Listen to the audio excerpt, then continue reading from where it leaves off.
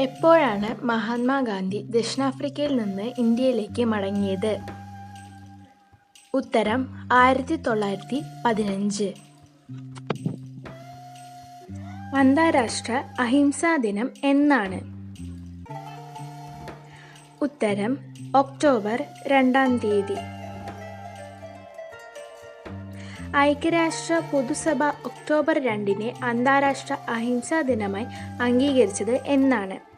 2007 June 15. Gandhiji primary പഠനം നടത്തിയത് എവിടെയാണ്?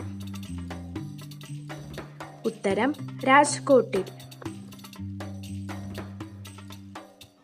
ഗാന്ധിജിയെ രാഷ്ട്രപിതാവെന്ന് വിശേഷിപ്പിച്ചത് ആരാണ്? സുഭാഷ് ചന്ദ്രബോസ്. ഗാന്ധിജിയുടെ ഇന്ത്യയിലെ ആദ്യ നിരാഹാര സമരം ഏതാണ്?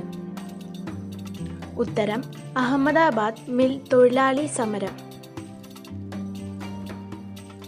ഭാരത സർക്കാർ പ്രവാസി ദിനമായി ആചരിക്കുന്ന ദിവസം എന്നാണ്? ഉത്തരം ജനുവരി 9.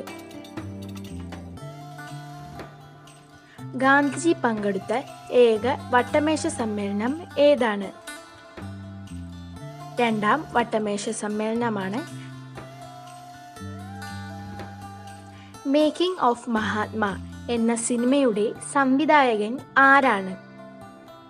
ഉത്തരം ശ്യാം ബെനഗൽ. ഗാന്ധിജിയുടെ ആത്മകഥ ഗുജറാത്തിൽ നിന്ന് ഇംഗ്ലീഷിലേക്ക് പരിഭാഷപ്പെടുത്തിയത് ആരാണ്?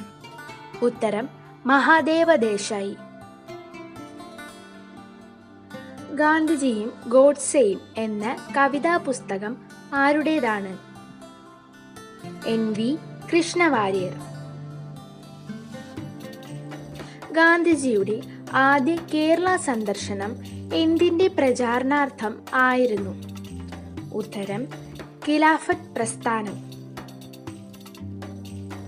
സ്വതന്ത്ര ഇന്ത്യയിൽ ഗാന്ധിജി എത്ര ദിവസമാണ് ജീവിച്ചത്?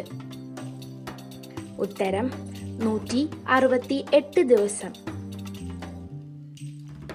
ഇന്ത്യയിൽ ആദ്യമായി മഹാത്മാഗാന്ധി നടത്തിയ സത്യാഗ്രഹം ഏതാണ്?